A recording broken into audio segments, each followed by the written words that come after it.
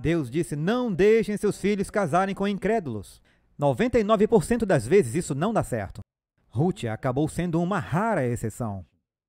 Portanto, então ele desce para a terra dos filisteus. E ele migrou para Moabe. Agora, nessa migração, ele não deveria necessariamente estar indo para os pagãos. Talvez ele tivesse que passar por dificuldades com o povo de Deus, como Moisés, em vez de aproveitar os prazeres do pecado por um tempo.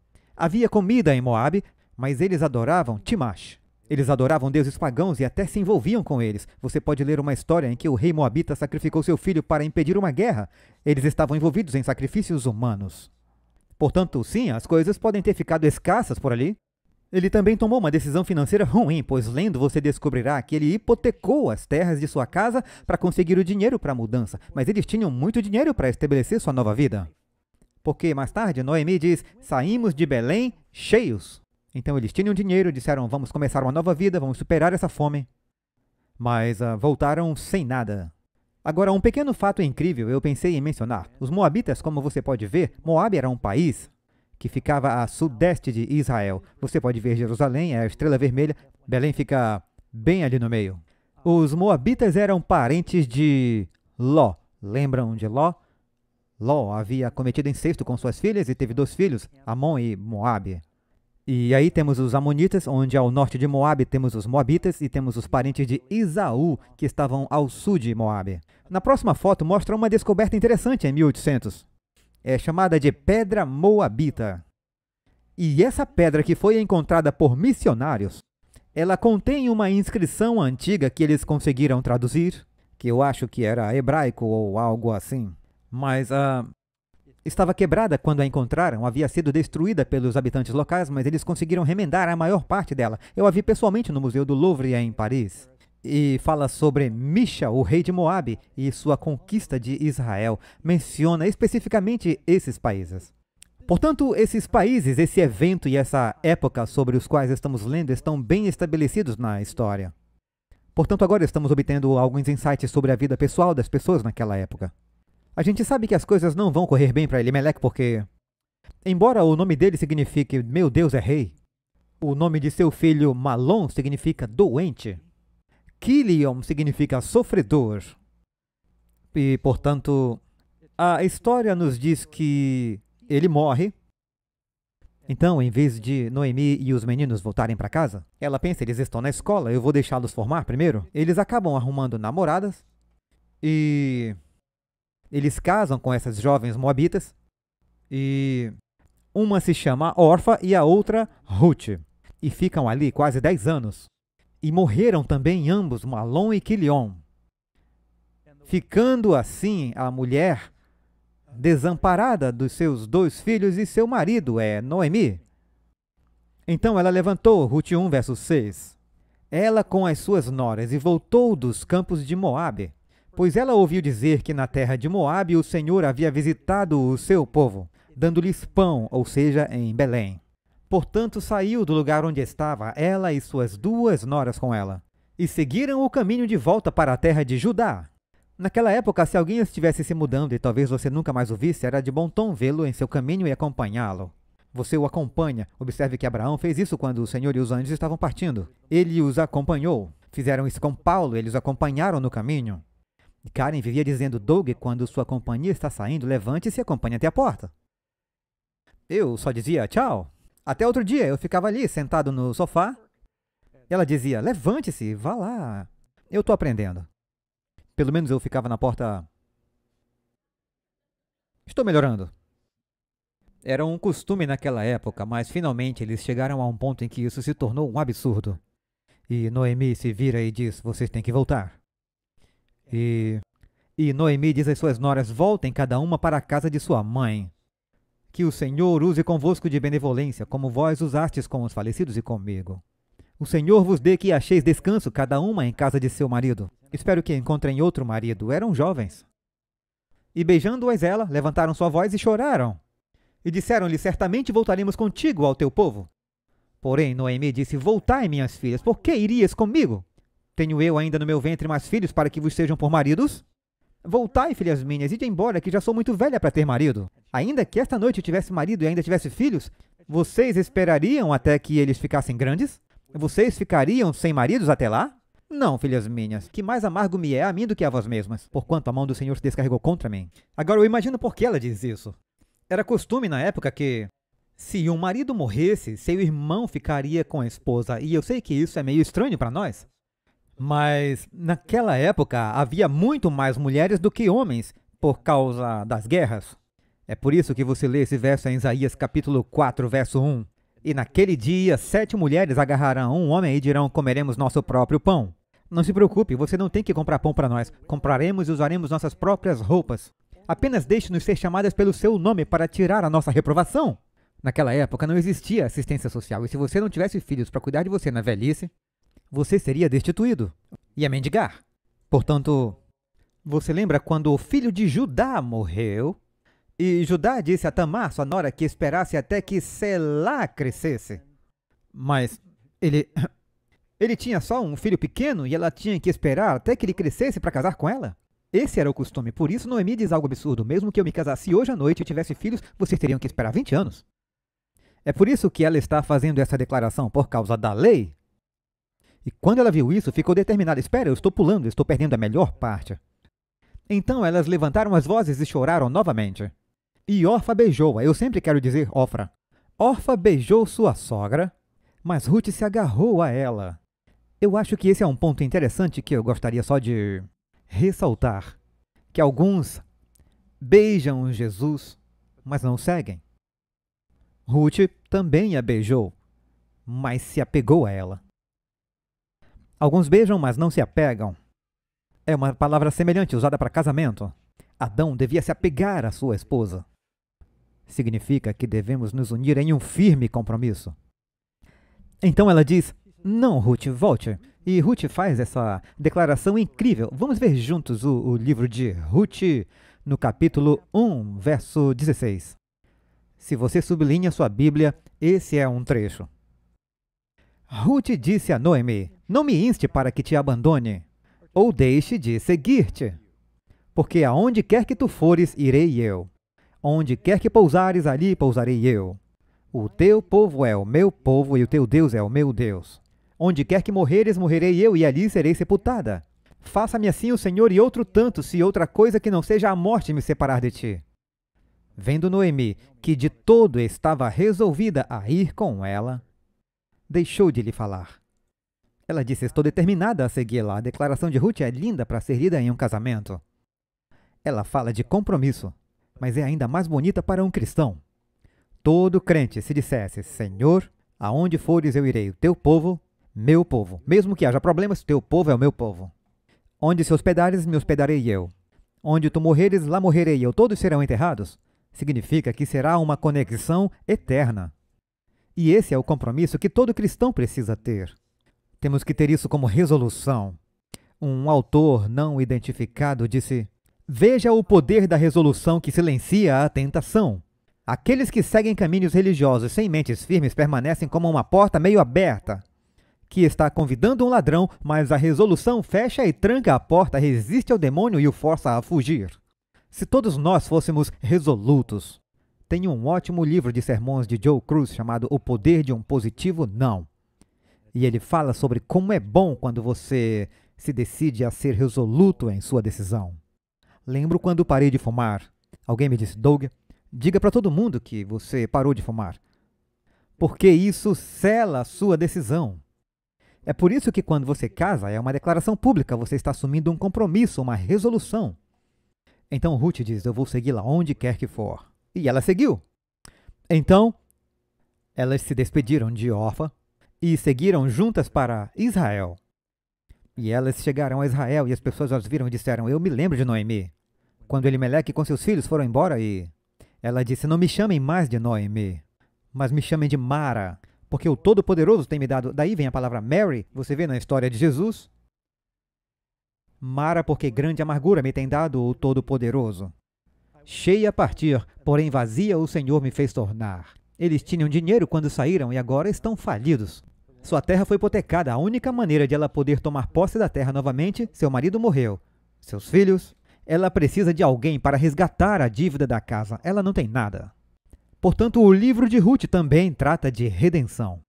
Ela precisa de alguém que a resgate da sua pobreza. E Ruth acaba se tornando a chave para isso. Portanto, indo ao capítulo 2, aqui nos diz que agora você encontra a respiga e a graça.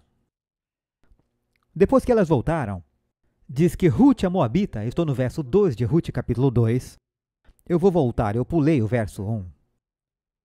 E Ruth a Moabita disse a Noemi: deixe-me ir agora ao campo e colher espigas de milho após aquele em cuja presença encontrarei graça. Não sei qual versão você está lendo, algumas podem dizer favor, mas essa palavra em hebraico é graça. Portanto, elas estão buscando graça, pois elas não têm nada. E eu e você estamos falidos. Precisamos de graça, amém? Então ela vem a Belém em busca de graça. Isso se refere a Jesus? E Noemi entra e ela está usando o nome Mara, ou amargura. E ela pergunta: eu posso ir respigar em um campo? Agora, respingar você encontra na lei em Levíticos 19, verso 9 e 10, onde diz: não tire completamente todas as azeitonas de sua árvore e todos os grãos do seu campo. Deixe um pouco do que está naturalmente lá, não volte e bata nos galhos 2 vezes. Deixe uma parte para os pobres, e os órfãos e as viúvas, e, portanto, era costume que quando estivessem colhendo, invariavelmente alguns dos feixes cairiam e outros grãos seriam perdidos, e os pobres seguiam os ceifeiros e pegavam o que havia ficado para trás, ou juntando os restos, se preferir. Então ela disse: deixe-me ir ver se eu posso ir até lá e pegar alguma coisa. Portanto, todo o livro de Ruth está no contexto de uma colheita. Muitas das parábolas de Jesus falavam de uma colheita. Ele falou sobre separar o trigo do joio e o Senhor da colheita, que virá com uma foice na mão, e é retratado no Apocalipse no contexto de uma colheita. Portanto, a linguagem do Novo Testamento está presente em todo o texto aqui. Agora, no primeiro versículo do capítulo 2, é apresentado um homem chamado Boaz. E lemos sobre ele, e nos diz que, em muitos aspectos, ele é um tipo de Cristo. Havia um parente do marido de Noemi, Elimeleque, um homem de grandes riquezas. Seu nome era Boaz. Boaz significa força. Logo de cara você pode ver que esse homem é um tipo de Cristo. Algo interessante que eu acho que você devia saber sobre Boaz. O pai de Boaz era Salmão. Salmão casou-se com Raabe. Raabe é cananeia. Boaz já é metade cananeu e metade gentil. Ele simpatiza com pessoas que não são judias ou que são apenas parcialmente judias, porque provavelmente ele passou por um pouco disso. Além de sua mãe ser uma cananeia, ela tinha outra reputação que todos conhecem. Ela é chamada de Raabe a meretriz em muitos versos. Portanto, Boaz provavelmente tinha empatia com pessoas que poderiam se sentir excluídas. Mas ele é um homem piedoso, da mesma forma que sua mãe Raabe adotou o Deus de Israel. Ele cresceu acreditando nesse Deus. Agora veja algumas das maneiras que você encontraria. Eu não tenho tempo para ler todos os versos do capítulo, mas quero ver como você vai destacar as maneiras pelas quais Boaz é um tipo de Cristo. Ao lermos esses vários versos, aqui nos diz que, bom, antes de tudo, que ele é de Belém. Jesus é de onde? Ele é um parente próximo daqueles que precisam de redenção. A Bíblia nos diz que Jesus é o nosso parente próximo. Você pode ler sobre isso em Hebreus 2, verso 17. Seu nome quer dizer força. Jesus é o epítome da força suprema. Diz que ele é rico. Nosso Pai é rico em casas e terras. Ele é abençoado. Quando aparece na história, os ceifeiros o chamam de abençoado do Senhor. E você pode ler que o Senhor o abençoa. Ruth 2, verso 4. Nos diz que ele é sábio. Ele sabe tudo o que acontece nesse campo. Quando ele fala com Ruth, ele diz: eu sei tudo sobre você. Ele perguntava também. Ele sabia tudo o que ela havia feito no verso 11. Nos diz que ele é generoso. E sendo já a hora de comer, disse-lhe Boaz: achega-te aqui e come do pão. Ele lhe deu do trigo tostado e ela comeu e se fartou e ainda sobejou. Ele é experiente. A Bíblia nos diz que Ruth é uma mulher jovem. Por 3 vezes ele a chama de mulher jovem. Pouco tempo depois de casar, seu marido morreu. Boaz diz: você é abençoada, pois não foi atrás de outros homens, jovens ou velhos. Boaz é provavelmente mais velho. Quando olhamos a genealogia na Bíblia, sabemos quanto tempo foi. Sabemos que Raabe viveu durante o período de cerca de 1406, quando os espias cruzaram a fronteira, certo? Eles entraram na Terra Prometida mais ou menos em 1406 a.C. Sabemos que Obed é o filho de Ruth e Boaz, que é o pai de Jessé, e você pode acompanhar o período de tempo que suas vidas abrangem. Ele devia ser mais velho. Nós podemos supor uns 50 anos de idade. E não pense que isso é muito assustador, porque naquela época, Abraão se casou mesmo depois da morte de Sara. Eles viviam muito mais tempo. Eu acho que Josué viveu cerca de 110 anos. Portanto, o auge do homem não era aos 30 anos, eles viviam um pouco mais naquela época. Era um homem vivido. É chamado de Senhor da colheita. Mateus 9,38, Jesus é o Senhor da colheita. Ele é o único redentor qualificado que está disposto. Portanto, ele é um tipo de Cristo em muitos aspectos. A propósito, havia um juiz. Se você olhar em Juízes capítulo 12, havia um juiz, e o seu nome era Ibzan de Belém, que julgou Israel por 7 anos. Eu já li alguns comentários que dizem que ele pode ter sido Boaz, que também era juiz. Não há evidências para isso, mas é interessante.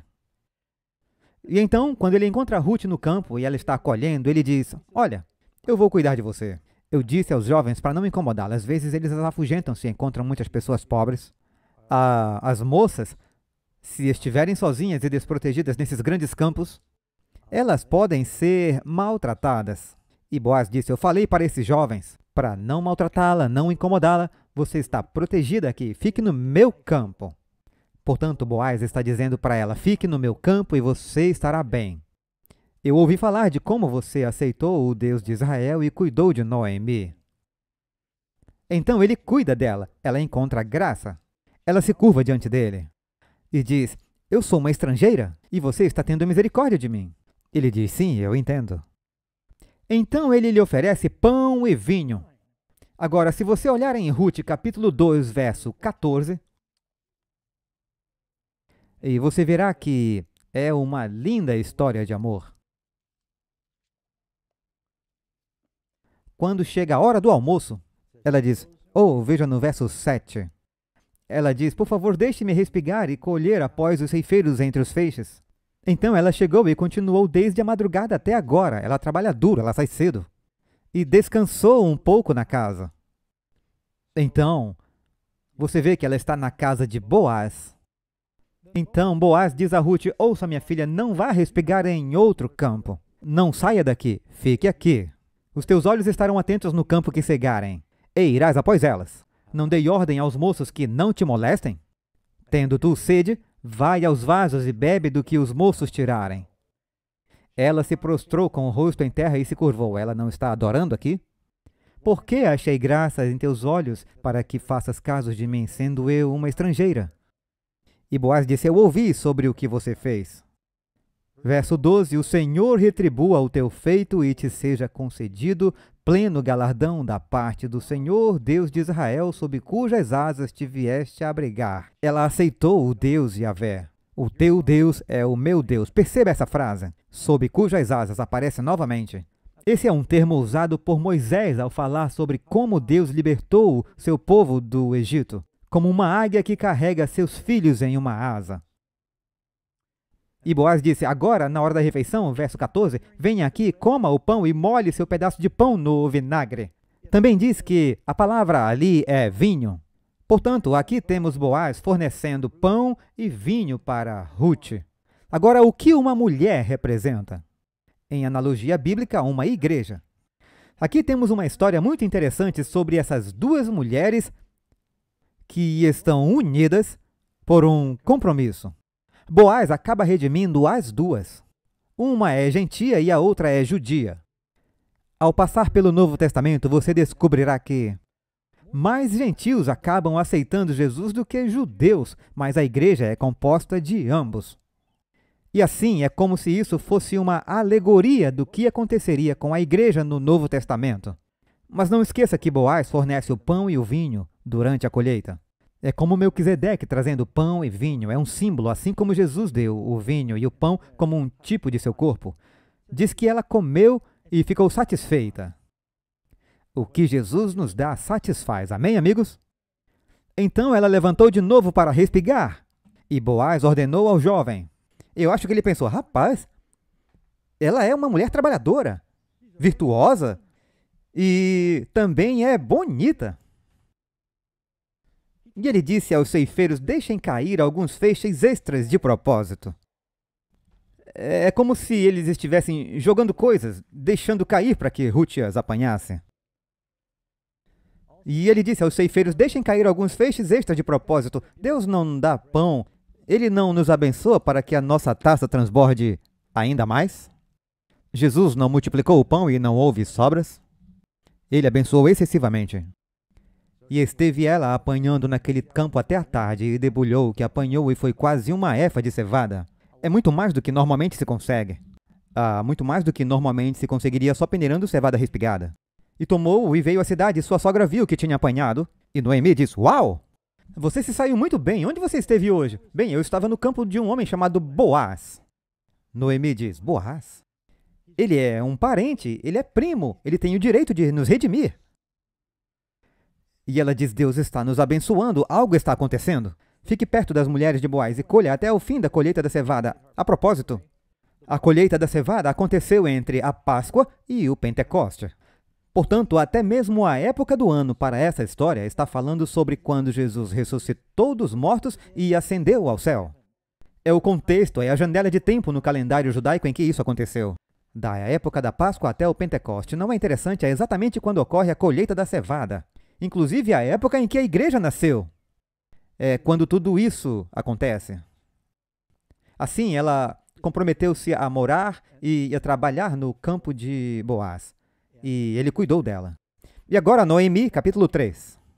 E disse-lhe Noemi, sua sogra, minha filha, não hei de buscar descanso para que fiques bem?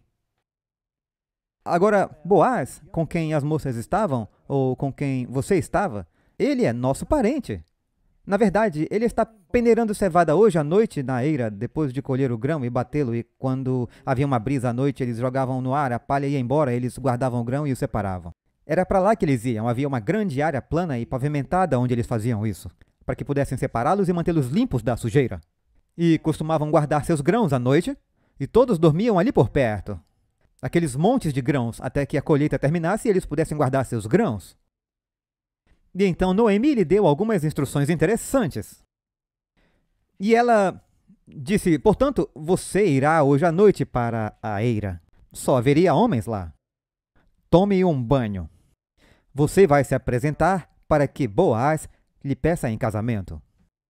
Mas você terá que sugerir o pedido. Isso acontece até hoje, amém? Lava-te, pois, e unge-te. Agora, lembram do que eu disse? Para ele resgatar o que pertencia à família dela e que havia sido hipotecado a algum banco, ele também teria que casar com ela para criar filhos em nome de Elimeleque. Portanto, parte do resgate significava um casamento. A Bíblia não fala de um casamento no contexto da salvação. A colheita, um casamento, a ceia das bodas do Cordeiro. Diz, eu vou preparar-vos lugar. Tudo isso está na linguagem do casamento hebraico.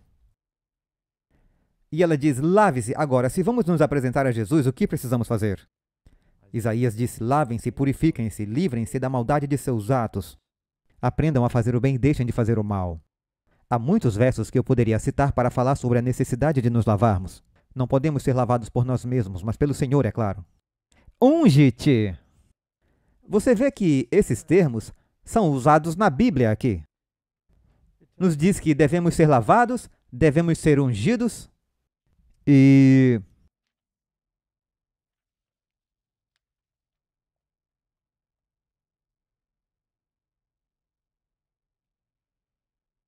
Eu preciso de um olhar de perplexidade no rosto, como se essa pausa fosse planejada. Pensei que tivesse anotado, mas não consigo encontrar. Ah, está aqui. Ela diz, lava-te e unge-te. E você pode ler em Tiago 4:8, acheguem-se a Deus e Ele se achegará a vós, limpem suas mãos, pecadores. Purifiquem seus corações, mentes dúbias. Com relação à unção, 2 Coríntios 1:21, mas o que nos confirma convosco em Cristo e o que nos ungiu é Deus. Portanto, acontece uma limpeza, uma unção. O que mais ela diz? Vista uma roupa nova, sua melhor roupa.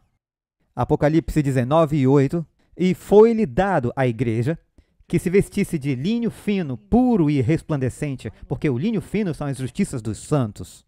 E ela disse, vá até ele e depois se submeta a ele. Vá a seus pés, cubra-se. Então diz que ela está a seus pés, ele a abençoa e ele atende a sua petição. Então vamos voltar e ler isso novamente. Mas observe toda a linguagem bíblica usada nessa passagem. Então ela obedece à sua sogra. Ela diz, tudo que a senhora disser, verso 5 do capítulo 3, eu farei. Ela desceu para a eira e fez tudo o que a sua sogra instruiu. Se lavou, se ungiu e vestiu suas melhores roupas. E depois que Boaz comeu e bebeu e seu coração estava alegre, um bom momento para o pedido. Se estiver pensando nisso, alimente primeiro. E seu coração já estando alegre, ele veio deitar-se ao pé de um monte de grãos. Então ela veio de mansinho, já é tarde, já está escuro. Ela descobriu seus pés enquanto ele roncava, ele estava dormindo. E ela deitou-se aos seus pés. O que simboliza uma mulher aos pés de Jesus? Não encontramos Maria muitas vezes aos pés de Jesus? Isso não é um símbolo de submissão? Ela adora os seus pés, ela se curva e se agarra aos seus pés. Portanto, aqui é um ato de submissão. Não estou dizendo a todas as esposas que devem se deitar aos pés dos seus maridos. Essa é a linguagem da redenção, está falando do Senhor. Então ela se deita aos seus pés. E o que acontece à meia-noite? Ele vai se virar, o homem se assusta e sente algo quente aos seus pés. Tem uma mulher deitada aos seus pés. E ele diz, quem é você? Está escuro. E ela diz, sou Ruth, sua serva. Estende, pois, tua capa sobre a tua serva, porque tu és o remidor. Ah, agora ele se dá conta do que ela está pensando, mas ele não se incomoda com isso. Ele está pensando a mesma coisa. E ele disse, bendita sejas tu do Senhor, minha filha. Jesus é quem nos abençoa. Porque mostraste mais bondade no fim do que no início? Pois não foste atrás de jovens, sejam ricos ou pobres. Observe, Ruth poderia simplesmente se afastar de Noemi e se casar com quem ela quisesse. Ela está casando com quem ela precisa casar, para salvar Noemi. Estão entendendo? Quantas moças aqui diriam, eu não vou me casar com quem eu me apaixonar, mas com quem a minha sogra precisar. Minha ex-sogra, porque o marido já morreu. É uma bela história, não é? Ele diz, você é uma bênção, pois poderia ter ido atrás de um jovem ou um velho. Mas você não fez isso. E agora, minha filha, não tenha medo. Jesus diz, não tenha medo. Eu farei por você tudo o que você pedir. Precisamos fazer pedidos ao Senhor. Jesus disse, peça para que a sua alegria seja completa. Eu atenderei todos os seus pedidos, para que todo o povo saiba que você é mulher virtuosa, mesmas palavras encontradas em Provérbios 31, que descreve essa imagem da igreja na mulher perfeita. Quem já leu Provérbios 31? Se você usar isso como um checklist para encontrar uma esposa, você nunca vai casar. É sério, porque fala sobre a mulher perfeita. Ali descreve quem pode encontrar uma mulher virtuosa. Seu preço é superior ao dos rubis, é um belo monólogo ali. Mas, na verdade, é uma metáfora para a igreja que não tem mancha, nem ruga, nem nada disso. Ele diz, é verdade que eu sou um parente próximo, mas tem algumas burocracias aqui. Mas ainda outro remidor há mais chegado do que eu. Fica-te aqui esta noite e será que pela manhã, se ele não quiser te redimir, eu farei. Então ela se levanta antes que um pudesse reconhecer o outro. Tem uma ressurreição acontecendo bem cedo pela manhã. E ele a enche de grãos e manda de volta com mais comida. Ele não vai deixá-la ir embora com fome. E ele acaba lhe dando mais do que ela havia recebido antes. Então ela vai até a sogra e conta tudo o que aconteceu. Estou correndo pelo capítulo 3. E sua sogra disse, espera, minha filha. Deus disse aos filhos de Israel, aquietai-vos e vejam a minha salvação. Às vezes pensamos, como seremos redimidos? Você faz sua parte, fica quieto e observa a salvação de Deus. Às vezes precisamos apenas de paciência. Mas Noemi sabe algo sobre o homem. Ela diz: ele não vai descansar até concluir esse assunto ainda hoje. Homens se guiam por tarefas. Boaz tem algo em mente e vai cuidar disso imediatamente. Na manhã seguinte, Boaz vai até o portão da cidade quando as pessoas estão saindo de Belém, e lá que todas as transações comerciais são realizadas. Você vê Daniel no portão, Mordecai no portão e muitos outros no portão. E ele encontra esse homem que não tem nome. E ele é outro parente de sangue, na verdade ele é até mais próximo. Mas Boaz suspeita que ele não quer cumprir com o direito. Esse homem já é casado. E Boaz não. E provavelmente esse homem não quer uma esposa extra. Com certeza sua esposa também não quer que ele tenha. Até onde eu sei.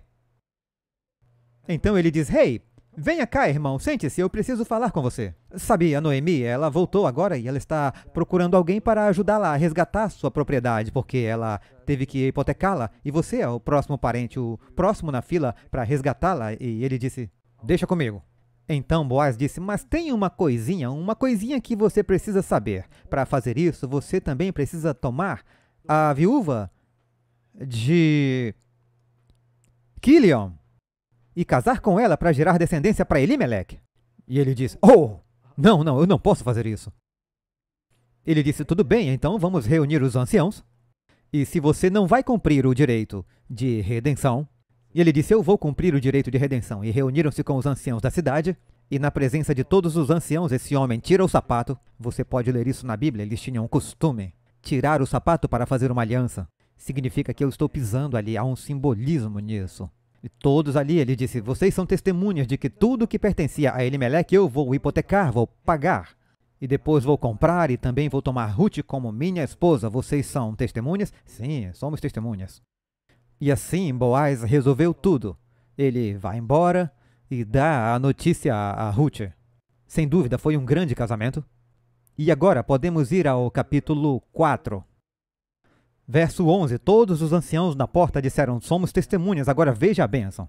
O Senhor faça a esta mulher, que entra na tua casa, como a Raquel e como a Lia, que ambas edificaram a casa de Israel. E porta-te valorosamente em Efrata e faze-te nome afamado em Belém. Uau! Essa profecia se cumpriu. Os descendentes de Boaz eram famosos em Belém pelo mundo todo, certo? Ou seja, o mundo todo conhece Jesus que veio de Belém. E seja a tua casa como a casa de Pérez, que Tamar deu à luz a Judá, pela descendência que o Senhor te der desta moça. É interessante, eles não falam do outro irmão, porque Jesus é da linhagem de Pérez, que Tamar deu à luz a Judá, pela descendência que o Senhor te der desta jovem mulher novamente. Assim tomou Boaz a Ruth, e ela lhe foi por mulher. Obviamente agora é tudo que era de Boaz e tudo que é de Elimeleque passa a ser delas agora. E diz que: e o Senhor lhe fez conceber e deu à luz um filho. Então as mulheres disseram a Noemi: bendito seja o Senhor, que não deixou hoje de te dar remedor, e seja o seu nome afamado em Israel. E ele te será por restaurador da alma. Jesus não é o restaurador da nossa alma? Que ele seja o restaurador da tua alma e nutra a tua velhice. Pois tua nora que te ama o deu à luz e ela é melhor do que 7 filhos. Que ela deu à luz. Há 7 nascimentos milagrosos na Bíblia, de bebês meninos que são tipos de Jesus. E Noemi tomou o menino e o deitou em seu seio, e tornou-se sua ama. Não significa que ela literalmente o amamentou. Ela o adotou. Ela dizia: não, ele é o meu filho. Ela o adotou. E todas as vizinhas lhe davam o nome, mas Noemi não o nomeou. Boaz não o nomeou. As mulheres vizinhas o nomearam. O que representa uma mulher? Nasceu um filho a Noemi e o chamaram de Obed, que significa servo. Um dos títulos de Jesus é chamado de servo. Meu servo agirá com prudência.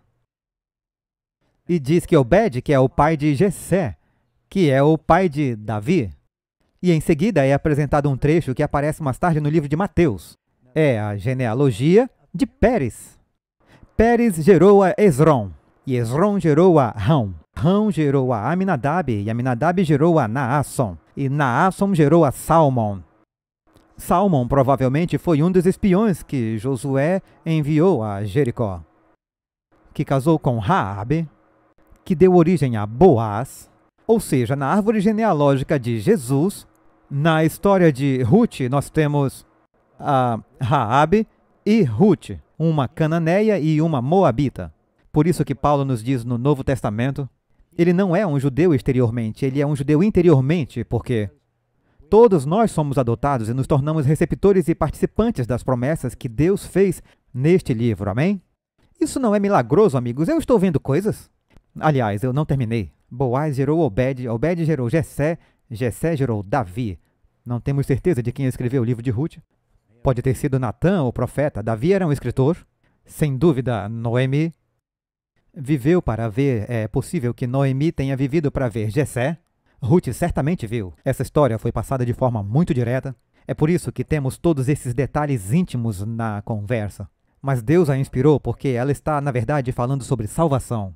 É sobre uma festa de casamento, é sobre redenção, é sobre uma colheita. E todos esses temas precisamos ser redimidos, amém? Precisamos nos casar com o Senhor. E precisamos estar prontos quando a colheita acontecer. E sabe o que diz mais? Ruth disse, eu sairei para o campo de colheita. Foi o que ela disse. Para onde Jesus nos envia? A colheita é grande, os trabalhadores são poucos. Deus quer que sua igreja, como Ruth, saia e compartilhe as boas novas para que outros possam encontrar a redenção. Esse é o nosso trabalho. Amém. Antes de fazermos nossa oração final, acho que seria bom perguntarmos em nossos próprios corações: será que demos os passos de Ruth? Dissemos, Senhor, onde quer que fores, eu irei. Onde ficares, ali ficarei. O teu povo será o meu povo, o teu Deus será o meu Deus. Onde morreres, ali serei enterrado. E fazer uma aliança dizendo, Senhor, estarei contigo. Como Ruth, quando foi a Boaz, nos lavaremos, nos submeteremos aos seus pés, vestiremos o manto da justiça, estaremos dispostos a trabalhar na colheita. Ruth é um ótimo exemplo na Bíblia de como a igreja deve viver e o que devemos fazer. E ela fala sobre Jesus e o seu desejo de nos salvar para nos casarmos, para nos redimir do pecado, nos libertar. É isso que ele quer fazer por você. Quantos querem essa experiência? Deus de amor, obrigado por essa linda história de redenção. Uma história de amor que, na verdade, é sobre seu amor por nós, tanto que deu seu Filho por nós. Eu oro para que cada um de nós, em nossos corações, escolha hoje vir a seus pés para adorá-lo como nosso Senhor. E também, Senhor, para servi-lo, para ir ao campo da colheita e trazer outros a Jesus. Abençoa-nos com essa história e que possamos aplicá-la em nossas vidas. E estejas conosco nesse dia de sábado. Obrigado por teu amor e tua bondade. Oramos tudo isso em nome de Jesus. Amém.